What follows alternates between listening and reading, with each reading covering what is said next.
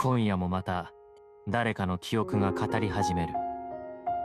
寝る前怪談。尻尾。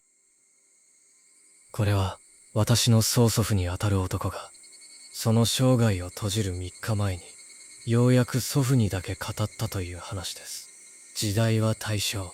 まだ日本の山々が人知の及ばぬ神秘と畏怖に満ちていた頃の出来事。曽祖父、仮に正雄としますが、彼は腕利きの猟師でした。暇さえあれば愛犬の秋田犬タケルを連れて山に入り、イノシシやウサギを狩るのが何よりの生きがいだったそうです。猟銃の腕は名人級で、仲間内では一目置かれる存在。彼にとって山は庭のようなものでした。そう、あの日までは。その日は雲一つない五月晴れでした。しかしどういうわけか、早朝から山に入っているにもかかわらず、獣の気配が全くない。いつもなら聞こえるはずの鳥の声すら、妙に少ない日だったと言います。どうしたというんだ。まるで山全体が息を潜めているようだ。焦りと苛立ちが募る中、すでに日は西に傾き、山の稜線を茜色に染め始めていました。一緒に来ていたタケルも、どこか落ち着かない様子で鼻を鳴らしています。あと1時間だけだ。それでダメなら、今日は諦めるか。そう独り心地、山小屋へ引き返す道を頭に思い浮かべた、その時でした。ガサッと前方の茂みが大きく揺れ、立派な牙を持つ親子のイノシシが姿を現したのです。いたか。待ちわびた獲物に、正雄の全身に緊張が走る。素早く猟銃を構え、狙いを定めようとした瞬間、イノシシはこちらの存在に気づき、猛然とキビスを返して山道を駆け上がっていきました。バン。放った弾は、しかし、焦りからか、わずかにそれたようです。ぐるる。銃声と同時にタケルが矢のように飛び出し、イノシシの親子を追います。待て、タケル。正雄もまた、猟師の血が騒ぐのを抑えられず、険しい獣道を夢中で駆け上がりました。どれくらい追い続けたでしょうか。木々の間を縫って走るうち、とうとう犬の姿は見えなくなり、頼りのタケルともはぐれてしまいました。くそ、深入りしすぎたか。肩で息をしながら立ち止まった正雄の耳に、不意に、遠くでタケルの吠える声が届きました。あっちか。その声を頼りに、正雄は再び足を動かします。声がする方へ、一心不乱に、やがてたどり着いた場所で、正雄は息を飲みました。タケルは、うっそうと茂る藪に向かって、激しく吠え立てています。そしてその場所は、左右に巨大な松の木が、まるで鳥居のようにそびえ立っていました。ここか。正雄はその場所を知っていました。いや、この辺りの山で生きる者なら、誰もが知っている場所。そして、決して足を踏み入れてはならないと、固く戒められている場所でした。幼い頃、父親から何度も聞かされた言葉が脳裏に蘇ります。いいか正雄。あの双子の松から先は、山の神さんの領域だ。面白半分で入ったら食われて帰ってこれんぞ。禁断の地、暗黙のタブー。しかし、同時にこんな噂もありました。掟を破ってその中へ入ると、面白いように獲物が折れるのだ。と。もちろん、そうして神域を犯した猟師が、何人も行方知れずになっていることも、正雄は知っていました。タケルが吠えている。イノシシは、あの茂みの先にいる、名人の腕が獲物を逃がしたという屈辱。このまま手ぶらで帰れるかという意地。そして、禁断の地への、抗いがたい好奇心。一瞬の葛藤の末、正雄は、自らその掟を破りました。よし、行くぞタケル。双子の松を潜り抜けた瞬間、ふっと空気が変わったのを肌で感じました。風が止み、音が消え、異様な静寂が支配しています。なんだ、この気味の悪い静けさは。時刻は午後5時を過ぎ、木々の間から差し込む光も頼りなくなってきました。タケルも、先ほどまでの勢いはどこへやら。吠えるのをやめて正雄の足元に寄り添っています。さすがに、もう無理か。諦めが心をよぎったその時、再びタケルがうなり声を上げ、前方に駆け出しました。50メートルほど先、少し開けた広場のようになった場所で、タケルは腰を落とし、威嚇の体勢をとっています。その視線の先、黒い影がうずくまり、何かを貪る音が聞こえてきました。ボキ、ボキ、肉を引きちぎる生々しい音。そして、むせ返るような濃密な獣の匂い。イノシシじゃない。熊か。正雄は息を殺し、地面に片膝をついて銃を構えました。影はイノシシにしては細く、熊にしては体毛が薄い。狼。いや、そんなはずは。目を凝らすと、それが地面に横たわったイノシシの子供を食らっているのがわかりました。先ほど、自分が追っていた獲物です。俺の獲物を横取りしやがって。湧き上がった怒りが恐怖を上回り、引き金に指をかけました。しかし、指が動かない。それどころか、まるで鉛を流し込まれたように、体全体がピクリともしないのです。恐怖だけが、奥歯をガチガチと鳴らさせていました。こちらの気配に気づいたのか、影は食事をやめ、ゆっくりとこちらに顔を向けました。ああ、正雄は声にならない悲鳴を上げました。それはどう見ても人間の顔でした。まだ幼い、2つか3つくらいの赤子の顔。体長は150センチほど。しなやかな豹のような体に薄い体毛。豹の体に人間の赤子の顔が乗っている。そんな悪夢のような姿でした。化け物。恐怖が頂点に達した。その時、化け物はイノシシの血でぬらぬらと光る口元を舌で舐めずりながらゆっくりと正雄の方へ歩み寄ってきます。殺される死を覚悟した瞬間、足元からタケルが飛び出しました。ぐるタケルは化け物の右前足に食らいつき、首を激しく振ります。すると、化け物は甲高い、赤子そっくりの鳴き声を上げ、空いている左足の爪で、タケルの顔をめっちゃくちゃに引っかき始めました。タケルの悲鳴で、正雄は金縛りから解放されました。我に返ると、すぐさま引き金を引きます。不発、バカな。手入れは完璧なはずだ。今日も家を出る前に確認したばかりなのに、もう一度引き金を引く。なぜだ。正雄が焦る間に、形勢は逆転していました。化け物がタケルの首筋に、その小さな口で食らいついたのです。キャン、キャン。聞いたこともないタケルの悲壮な鳴き声に、正雄は銃を投げ捨てました。この化け物が、無我夢中で腰の三頭を引き抜き、タケルに覆いかぶさっている化け物の背中に、渾身の力で切りつけました。発情期の猫のような気勢。しかし化け物はタケルから口を離しません。正雄はもう一度三頭を振り上げ、狙いを定めました。ぐにゃりと動く、豹のような長い尻尾。断末魔のような叫び声を上げ、尻尾を切り落とされた化け物は、タケルを放り出し、森のさらに奥深くへと消えていきました。静寂が戻った広場で、正雄はしばらく呆然と立ち尽くしていました。苦しげなタケルの息遣いで我に返り、駆け寄ります。首筋には、人間の子供そっくりの歯型がくっきりと残っていました。幸い、傷は深くないようです。正雄は震える手で応急手当てを施し、タケルを抱きかかえました。帰らなければ、あいつが戻ってこないうちに、一刻も早く、この不気味な場所から離れたい。その一心で、正雄は急いで山道を下りました。やがて、見慣れた自分の山小屋が見えてきます。助かった。ここまで来れば、村までは30分もかからない。安堵した正雄はさらに足を速めました。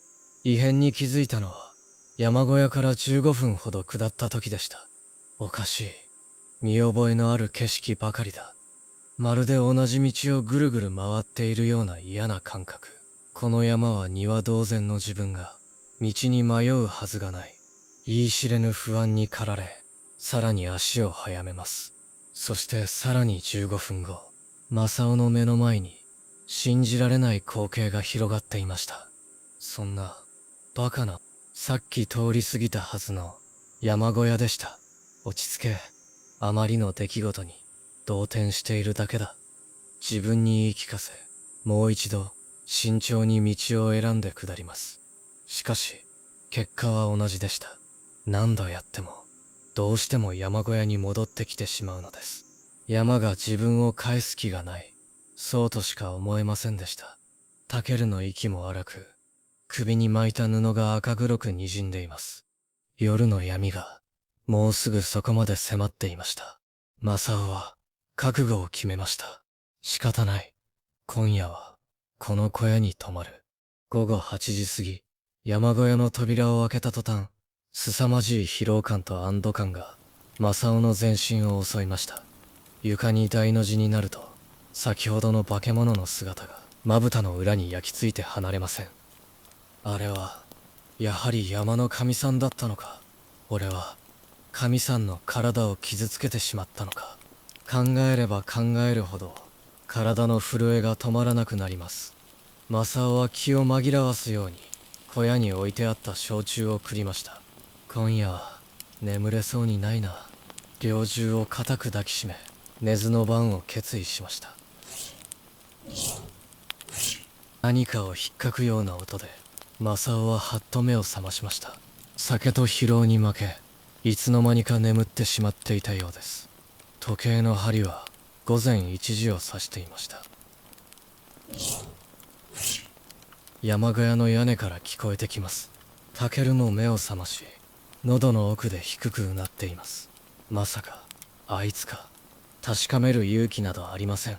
正雄は息を殺し、ただ天井場を睨みつけました。永遠とも思える10分ほどの時間が過ぎ、ひっかく音は止みました。しかし、安堵したのもつかの間、今度は、ボソボソと人間がつぶやくような声が聞こえてきたのです。なんだ。恐怖に震えながら耳を澄ました。その時、タケルが突然狂ったように吠え始めました。何かが屋根の上を走り、どさっと重いものが地面に落ちる音。タケルは今度は入り口の扉に向かって必死に吠え続けています。さっきの何かが外から扉を激しくひっかいています。誰だ。思わず叫んだ正雄の声に音はピタリと止みました。そして扉のすぐ向こう側からはっきりと人間の子供のような声が聞こえてきました。尻尾。あいつだ。全身の血が凍りつくのを感じながら正雄は扉に銃口を向けました。何の用だ。尻尾を、私の尻尾を返しておくれ。それは紛れもなく人間の言葉でした。正雄は恐怖を振り払うように扉に向かって散弾銃を撃ちました。奇妙な叫び声。正雄は続けざまに2発3発と撃ち込みます。散弾で開いた扉の穴の向こうにランランと光る真っ赤に血走った目が見えました。尻尾。私の尻尾を返しておくれ。尻尾なんぞ知るか。帰れ化け物。引き金を引こうとしますが、またしても体が動きません。金縛りです。尻尾。私の尻尾を返しておくれ。壊れた蓄音機のように、それだけを繰り返す声。ガリガリと扉をひっかく音。穴から覗く、憎悪に満ちた赤い目。タケルはとうに吠えるのをやめ、尻尾を巻いて墨で震えています。俺じゃない。お前の尻尾なんて知らねえ。あっちへ行け。固まった体で、正雄は絶叫しました。すると、扉の向こうの声が、不意に変わりました。子供のような声色から、獣じみた押し殺したような怒りの声へ。いや、お前が切ったんだ。次の瞬間、凄まじい衝撃音とともに、扉が内側へ向かって破れ飛びました。そこからの正雄の記憶は、途切れ途切れだったそうです。闇の中に浮かび上がる、怒りに歪んだ幼児の顔。鋭く伸びた、前足の爪。顔面に走る、焼けるような痛み。自分に飛びかかるタケルの最後の雄たけび。そして無我夢中で何度も何度も散弾銃を撃つ。自分、正雄が次に目を覚ましたのは村の病院のベッドの上でした。3日間、昏睡状態が続いていたそうです。左方には獣に引き裂かれたような深い裂傷。右足の骨折。全身おびただしい数の擦り傷。彼は村人に熊に襲われたとだけ説明しました。ですが、村人たちは何かを察したのでしょう。山の禁忌を破ったものを見る冷たい視線。正雄は村八分同然の扱いを受けるようになり、やがて故郷を捨て東京へと逃げました。最後に愛犬のタケルのことです。タケルは小屋の中でまるで気を失った正雄を守るかのように、その上に覆いかぶさって死んでいたそうです。不思議なことに、その身体には目立った外傷がほとんどなく、肉も骨も綺麗な状態で残っていました。ただ一つ、おかしな点を除いては、腹の中が空っぽで、内臓だけが何一つ残らず、綺麗に抜き取られていたそうです。高野山の赤い川。俺は学生の頃、高野山にある大学の寮で暮らしていた。朝はいつも、杉の梢の向こうから聞こえる鐘で目が覚める。石畳は、夜露で濡れ、廊下はひんやりとして、誰もいないはずの早朝の廊下で、時々足音が一つ多く響く。そんな不思議な場所だった。寮にはいろんな噂があった。その中でも、一番忘れられないのは、坊主専用の廓の話だ。山の奥に、僧だけが通う有利があった。終戦後に取り潰され、今は廃墟になっている。ただし、そこへ行った者は、正気では戻れない。先輩はそう言って笑ったが、目だけは笑っていなかった。その夜から、俺の心に小さな火が灯った。ある夏の休日、俺は後輩を2人、無理やり誘った。1人は、元気で能天気な拓也。面白そうじゃないっすか、と笑う声はいつも大きい。もう1人は、臆病で繊細なシンジ。リュックの紐を握りしめ、落ち着かない目で周りを見ている。3人で山に入った最初のうちは、ただのハイキング気分だった。しかし高野山の森は、同じ景色が延々と続く。杉、苔、石、霧。気を抜けばすぐに道を失う。太陽が傾き、森の影が長く伸びていく。笑い声は次第に消え、重苦しい沈黙が代わりに広がった。尾根に出ればなんとかなるだろう。俺が言うと、シンジは小さくうなずき、拓也はよっしゃ、と先に走り出した。必死に登るうちに、やがて梢の隙間から薄い光が見えた。尾根だ。遠くに町の輪郭が霞んで見える。その時拓也が叫んだ。水だ、音がするぞ。乾いた喉に、その言葉だけで力が湧いた。俺たちは音を頼りに藪をかき分け、走った。そしてたどり着いた先で、足が止まる。真っ赤な川。幅は5、6メートル。流れは澄んでいるのに、川底の岩盤はどこまでも、鮮血のように赤く染まっていた。待て、その水は飲むな。俺は慌てて声を張り上げた。授業で聞いた、丹の話が頭をよぎる。万能薬と呼ばれたが、実際は毒。硫化水銀の赤だ。しかし理屈よりも、ただの直感が恐怖を告げていた。風が止んだ。川面に映る自分の顔を覗き込み、息を飲む。そこにあったのは、俺ではなかった。白装束の僧侶、血のように赤い眼で俺を睨み返していた。先輩、見えましたよね。シンジの声が震える。拓也が顔を引きつらせながら一歩下がった。その瞬間、赤い水の中からぬるりと白い腕が現れた。水をかくたび赤がまとわりつき滴り落ちる。それは肘から先しかないのに全身よりも重たく確かな存在感を放っていた。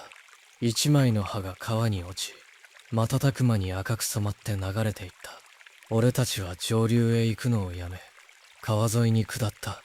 森は暗さを増し息遣いと足音だけが響く。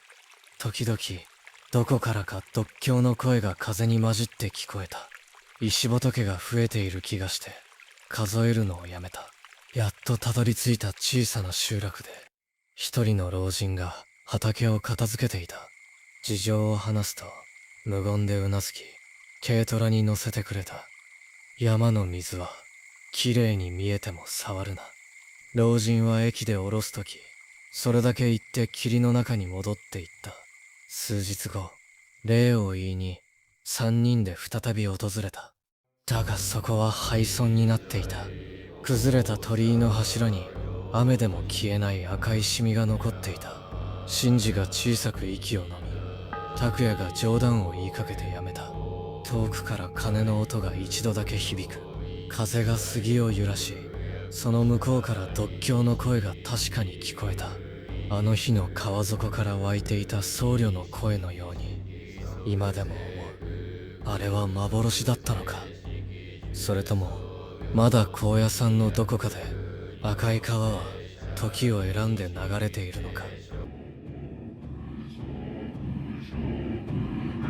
最後までご視聴いただきありがとうございます。少し怖い思いをさせてしまいましたでしょうか。もしよろしければ応援いただけると励みになります。それではおやすみなさい。どうか良い夢を。